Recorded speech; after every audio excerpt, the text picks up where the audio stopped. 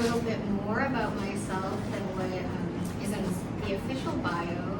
I am a writer and an artist and an expressive arts practitioner because I found when I was doing professional writing and art that it was really the healing aspects and the way that the arts can really transform us and allow us to get to know more about who we are at those deeper layers that I found the most inspiring and the most empowering with arts-based practices. And so I am also the editor of the Transformative Power of Art journal that's online and a co-host for the podcast What I Didn't Tell My Therapist in its third season. And it's kind of a tongue-in-cheek podcast where we talk about all things weird and woo and creative and healing. And with the Transformative Power of Art journal too, we really focus on not really having an aesthetic or a theory or a way of interpreting art, but really just publishing people's stories and personal expressions.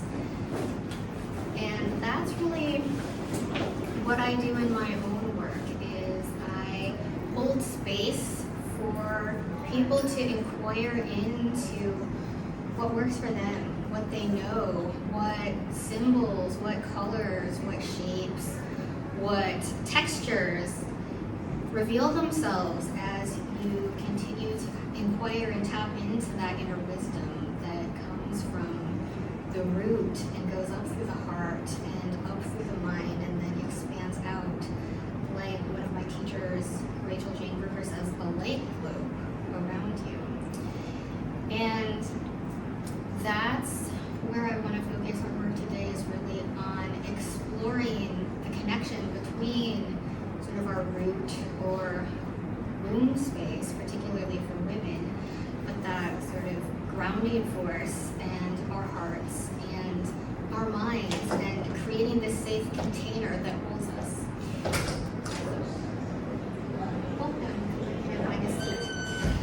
So I also wanted to share that I am, sorry, I have my sheets here, but that those ways that we think of ourselves through the different colors, shapes, textures are all layers. Some of them are our identity, some of them are more spiritual or conscious levels of ourselves. Some of them are really kind of emotive feeling expressions. And again, some of them just come from the body, but all of those I see as sort of pieces or what I call the multifaceted layers of ourselves that create the whole. And I see that as also when you take one piece, it's also representative and symbolic of the whole. So I use a lot of metaphor, and that's why you will find on your seats a little butterfly. That's been one of my own healing metaphors that I found to kind of give me the expression of having this wingspan and this wings that can hold and move and express that freedom of self that comes by really allowing that butterfly to live within me and take its full expression. So one of the things that I wanted to do is share part of why I came to this work and why I find it so empowering in my own life and in my clients and the people that I work with.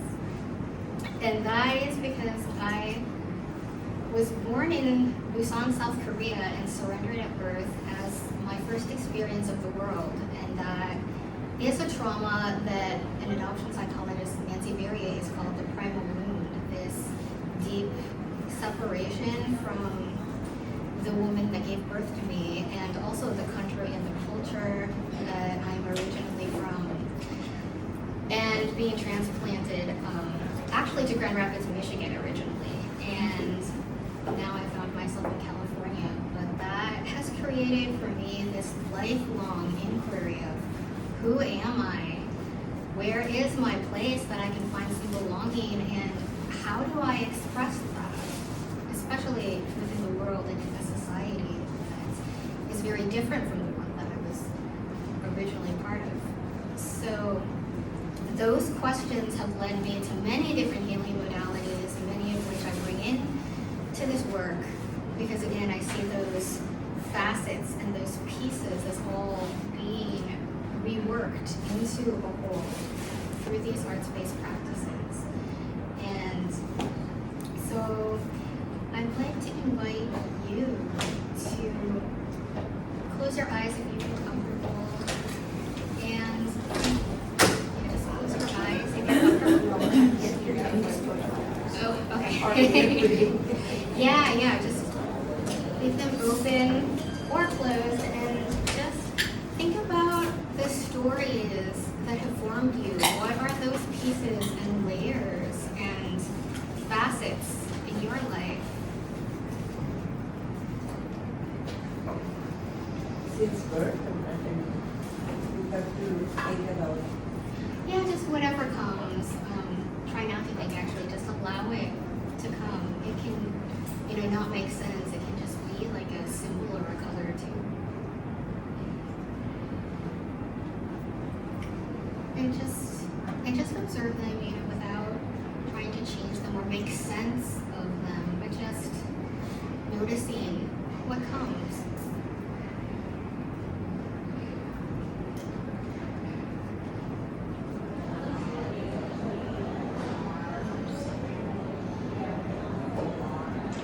And then see if it does have a shape, a size, a color, a texture.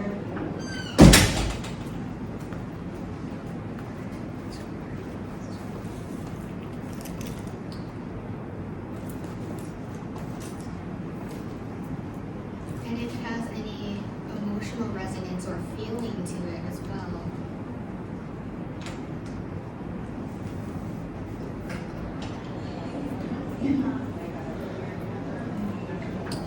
And then slowly open your eyes and reorient to the room, and then if you will come in.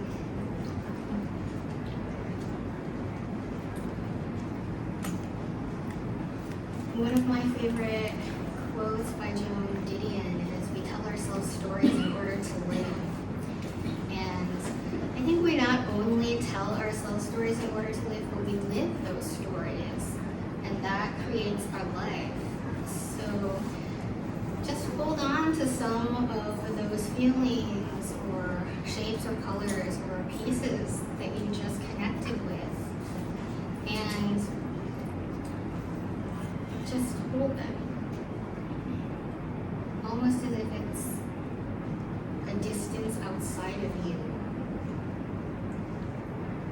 And it can be whatever's comfortable, it can be very far outside of you. It can be just right in front of you. It could still be inside of you.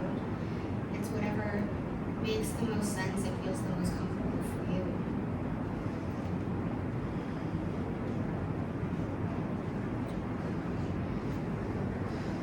And then just see if it speaks to you or if it expresses itself through a shape, a physical posture, like for me with those butterfly wings. If I do feel that wingspan and move them, that helps me to connect with it.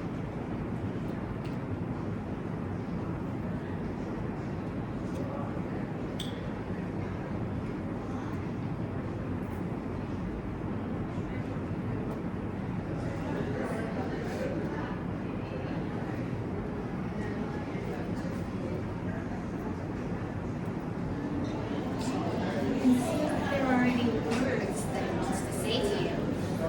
Yeah. See if there are any words that it speaks or have that it wants to express, and just those as well.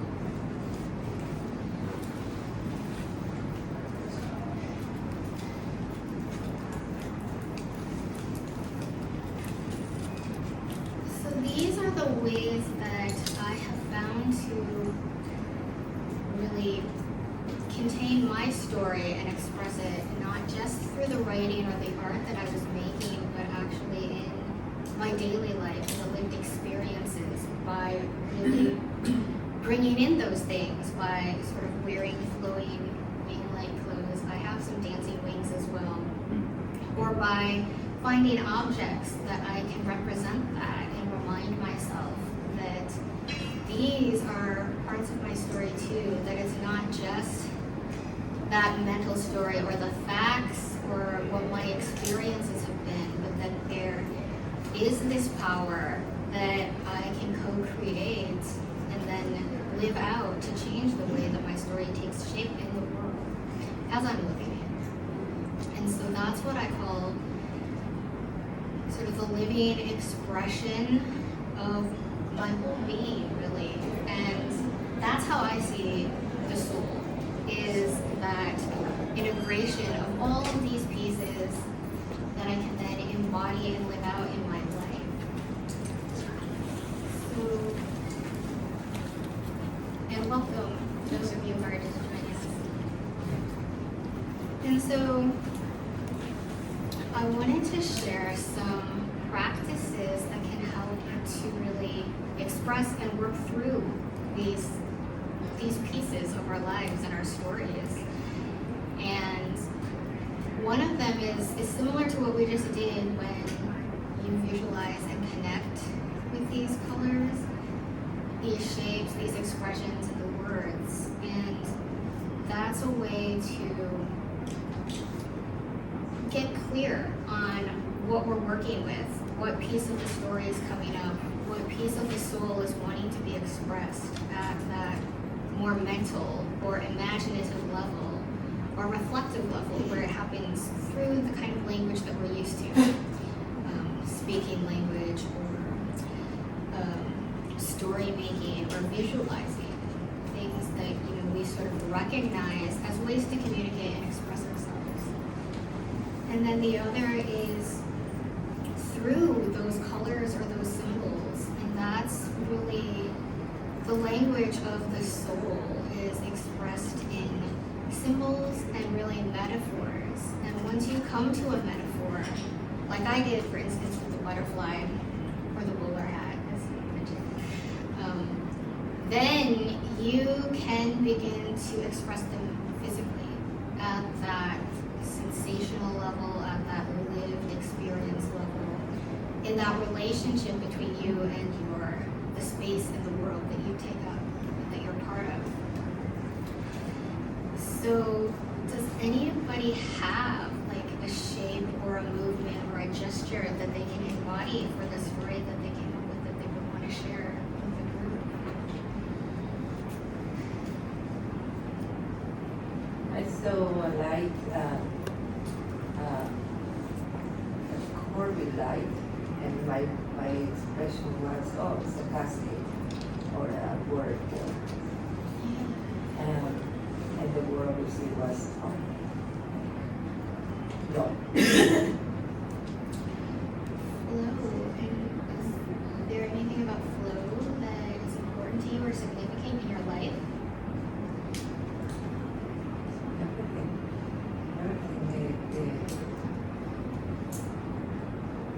The flow of the rhythm, like of life, like the flow of accepting new ideas, the flow of existing more light.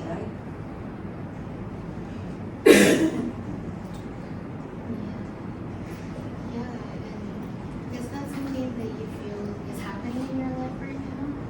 That flow of light? No, it's not happening.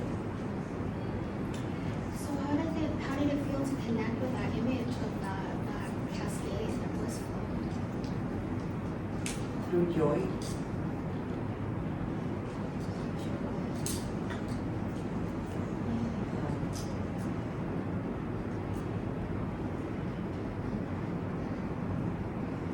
Through observing, through being admiring something that is beautiful. And is there a cascade that you can go to and you can experience that joy and that beauty in the world too? I would think so, yeah. Yeah.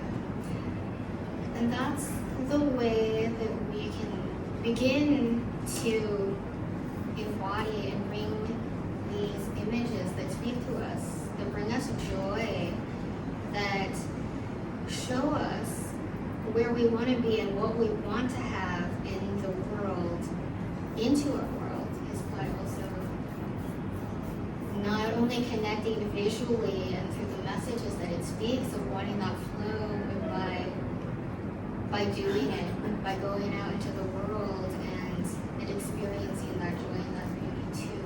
It's another way of connecting and another way of bringing in more of those pieces and layers together. Thank you so much for sharing that. That was so beautiful. Yeah. I didn't get this just now, but I remember a snippet of a dream a few nights ago, and the dream, what all I remember is there were these different colored glasses. So that was really marvelous, and I was having a really good week from hell, and ended up having to fire somebody, and just like I've been really hard. And then I had that dream, and it was just really, it gave me clarity and had me feel lighter.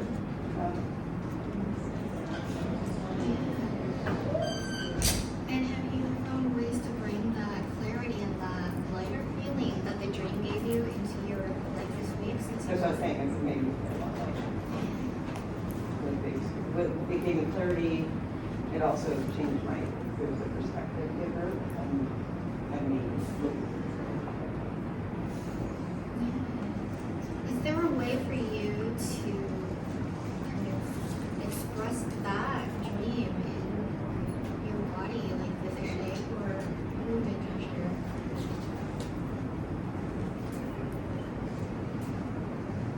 I don't know. To me, it felt like it was a mental gift, like a clarity thing. So I don't know. What would you, what are thoughts for you on that? How it's in the body? Yeah, I guess if there's an aspect of it that you feel in your body, it doesn't have to be the whole, it could just be a Oh, part just of something it. I feel, not know. And is there an expression for that through movement for your body? Like more agile in my body and in my thinking and how my emotions fit in my body. Great. Yeah, and I think one way I would encourage you to keep bringing more of that lightness into your life and is exploring that agility. Like, how does that look for you as you go about your days?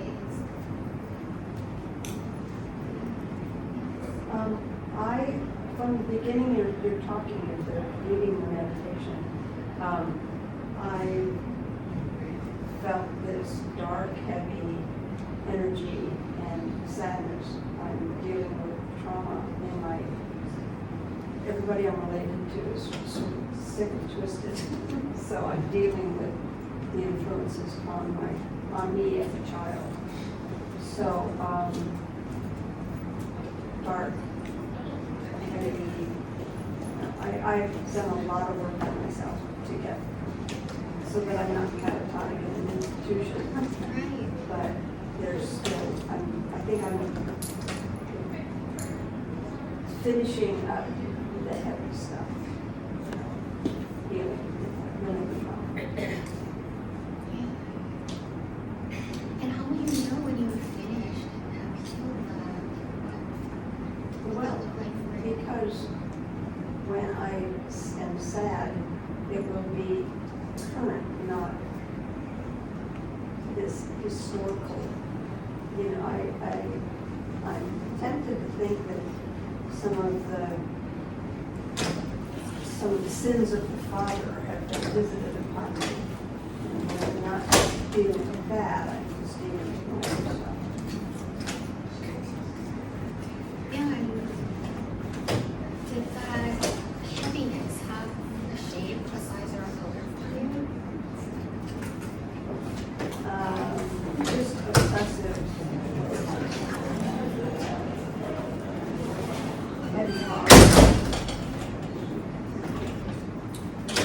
And where is that heavy thought?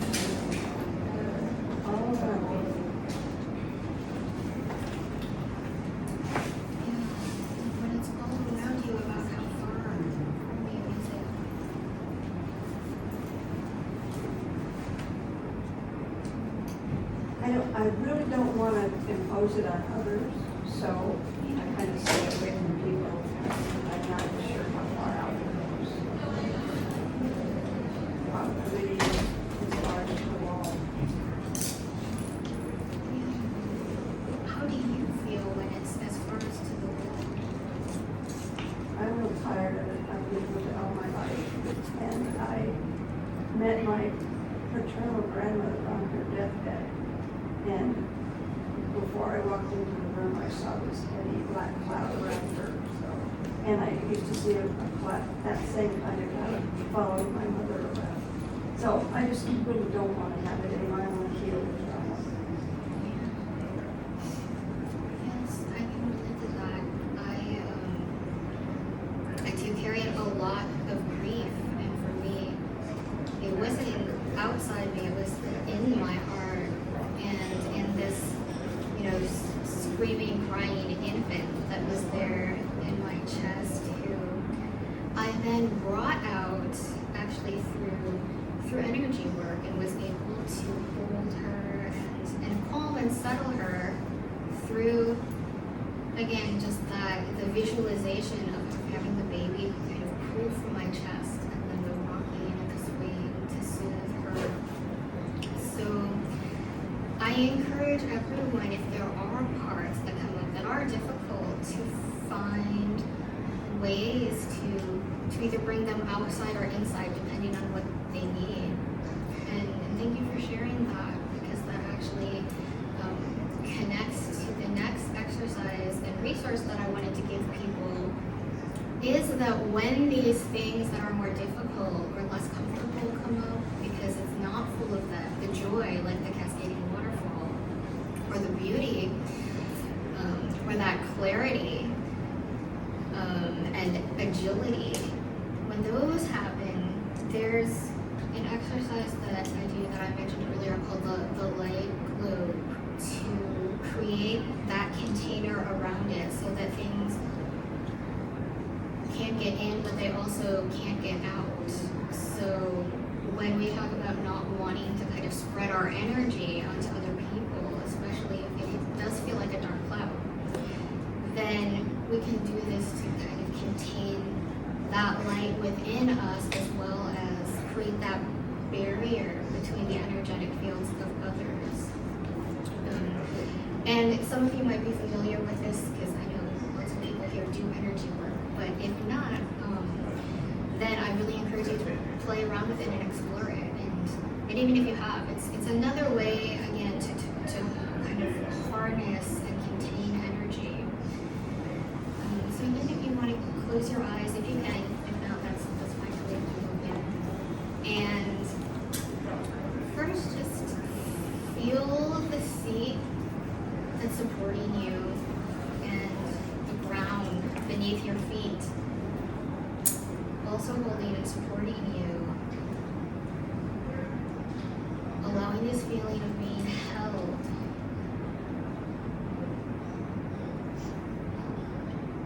And centered within yourself. You might even imagine light going from your root or pelvic area up through your heart, through that central channel, and continuing up through your head. And as it gets to the outline of your hair, just see how far out it expands around you, as if it is a light globe or sphere. And its outline will be unique to everyone, because this is your light globe.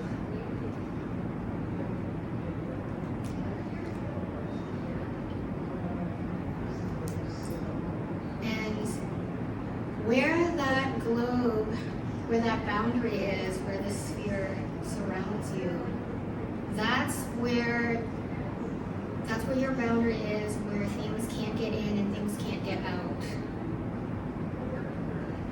So what's inside of it is just for you, and what's outside is just, in the ether. And then imagine filling that space with the part that's just for you, with light, whatever color and whatever you need. You can bring other things in there too. Again, filling up this space that is just for you.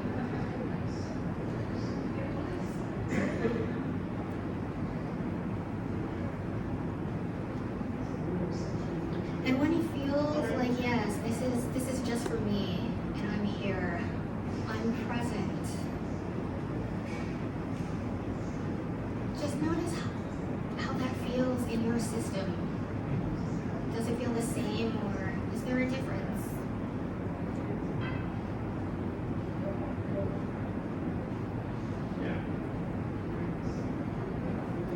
And does it have some effect on those earlier stories that you were connecting with, those pieces and those layers that make you who you are?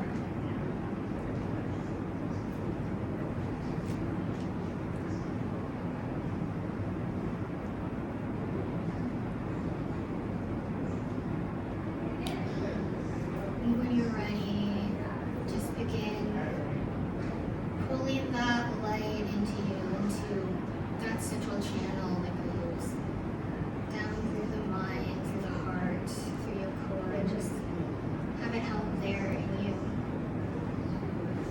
And in your own time, you can open your eyes and reorient to the space and to this talk.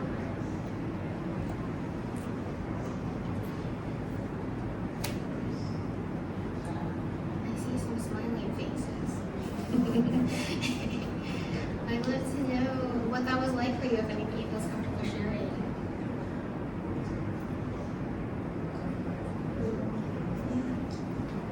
You know the image of the DNA, what that looks like? So it was like I was in the middle of it, and it was just kind of vortexing around me, just mostly purple, but mostly colors. So it was like, it felt like I was in the middle of it, but it was in the middle of me, and it was also just circling. That's why I'm opening my eyes, and I'm like, wow, it's really amazing. Yeah, that does. That sounds very amazing.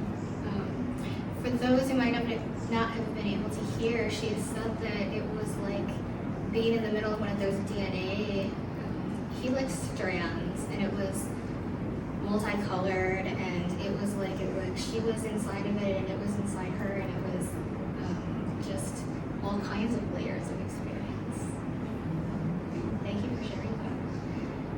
It felt warm, but you know, like the light around me, but I also felt like I needed to touch. I don't know, like maybe some energy to me after, you know, like holding on to stuff. So Yes, thank you for sharing that. That does happen when doing energy work. Sometimes we want to belch or fart to have that kind of release physically of what's been there. Yeah, so this light glow practice and then the story practice that we went through earlier, by looking at our stories through mental imagery and words, through emotions, and through physical expressions. These are all resources that you can use to really embody that magic for yourself in your daily lives, and see what difference that makes, and how that can transform and help you to live out the stories that you want to be living, not just the ones that you are living or have been given to live. And so another way that I have found to do that is through this practice of defining, embodying, dreaming, and anchoring. And so this is the system that I work through in the quiz that you have a QR code for on your seats. And for those of you who have phones, if you want to do that now, and for those who don't, please take the cards and you can do it later. But this system, this quiz will share one of the 6 archetypes or approaches that I've found people use in their healing journeys. And you'll be able to download a PDF or just read it on my website if you prefer, that walks you through your specific approach, some tips, some challenges, and again, this practice of how, your approach might find the most resourceful to define, to anchor, to embody, and to dream. So as you're taking the quiz, I'll just share a brief overview of the types for you. One is the multifaceted leader, and that personality or approach to healing really likes to take charge and be directive, and kind of like a type A personality, but a little bit softer because they've done healing work and they recognize that they have to surrender a certain amount to the spiritual process, and that there isn't nothing, not everything can be in their control, but there could be a struggle between that because they're so good at doing things, and they're very they're used to being the leader and to having things done on their own timetable. So I actually started my own spiritual journey with that approach, and I quickly learned that that would not happen on my time. It would be divine timing. And another approach is the empowered shapeshifter, which really takes that idea of time and plays with it and goes through sort of all the ways that you can heal, all the ways that you can express yourself, and with a certain amount of intention and understanding that this is how I can empower myself, how I can transform, and with a little bit of that flow that the cascade image has. And it will change quickly. This approach is very good at working very quickly and on all kinds of different levels, also sort of like the helix. Everything's happening at once, and it's all inside and outside. There's the fierce feline, which is kind of like a cat, both the domestic cat that loves security and comfort and soft furry things and toys and to be at home, and the wild cat that likes to spring into action and kind of hunt and plan and strategize how to get the healing that it wants. There's the wise midwife, which is like that ultimate creatrix that can birth things into being in the world and really can see sort of systemically the way that everything is intertwined and integrated and integral. There's the compassionate friend who tends to put others first, to see themselves in others, and to kind of think of themselves and their own healing last. It's very much an empath and a giver, and comes to know itself again through relationships with others rather than really being focused on the self. Whereas the spiritual monarch is very focused on the self and individualist and sort of in their own celebration of their inner queen or inner king or inner monarch. And then the last one, what's that? And then, yeah, I think that was all of them actually. Yes. Great. And so hopefully you've now had time to see which you are, and again, there's a PDF that kind of walks you through how that system of defining, dreaming, embodying, and anchoring things works for you. But the general idea is that, you know, you have that aspect of the physical expression in the daily life enacting of these stories that are held within you, that you can clearly see or define how you want to go about expressing them through either images or words, or and it can be vocal or written, but some sort of communication or expression of it in language.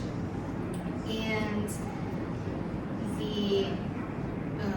the anchor is really bringing that into something that you can hold or that exists, and you can either make it yourself if you're artistically inclined, or you can find an object like these butterflies that you can then like put up on your altar or put in the room or carry with you, that reminds you of, oh yes, this is my transformation, this is my new story, this is what I want to be embodied in my life.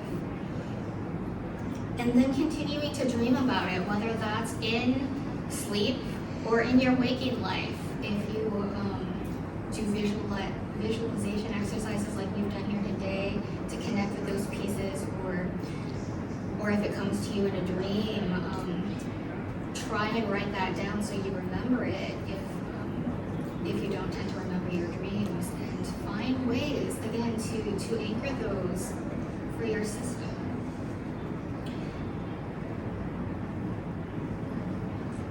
Does anyone have any questions about that or the quiz?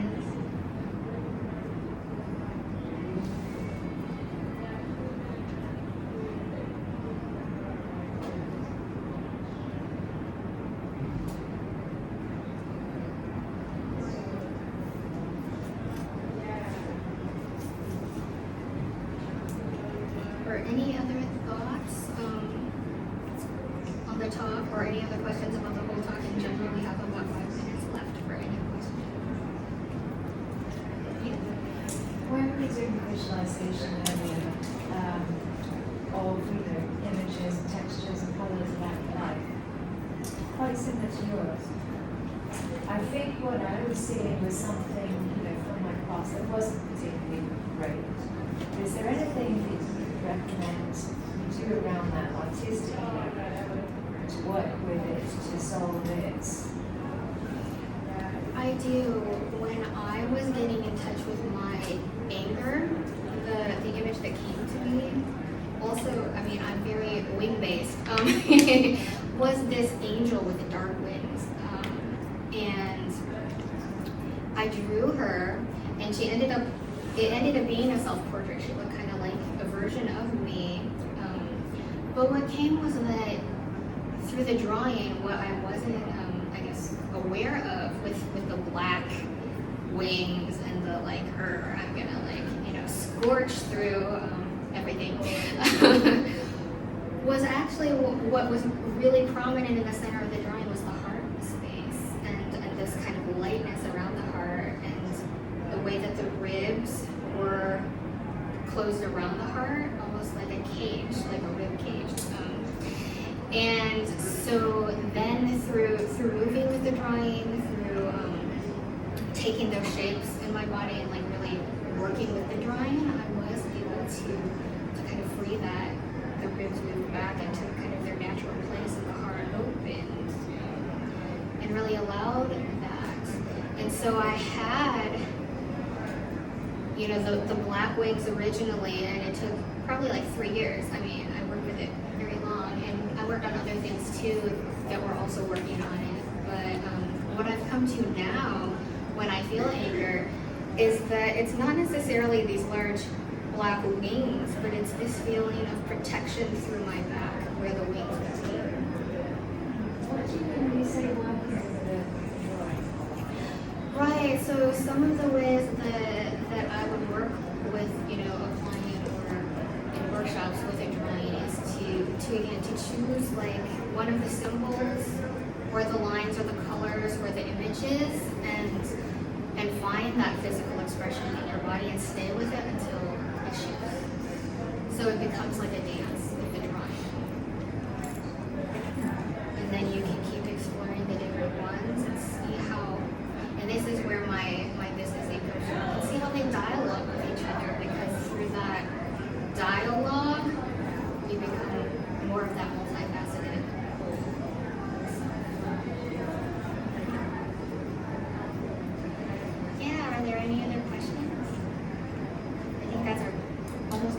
Did you have a question? Great. Well, if there are no other questions, we can release a couple of minutes early. Thank you so much for being here and for going on this journey with me. And I think my email's on there.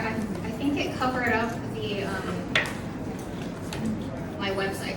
But you can email me if you want to get in touch, because I'd love to hear how some of these, play out in your lives and the stories you have.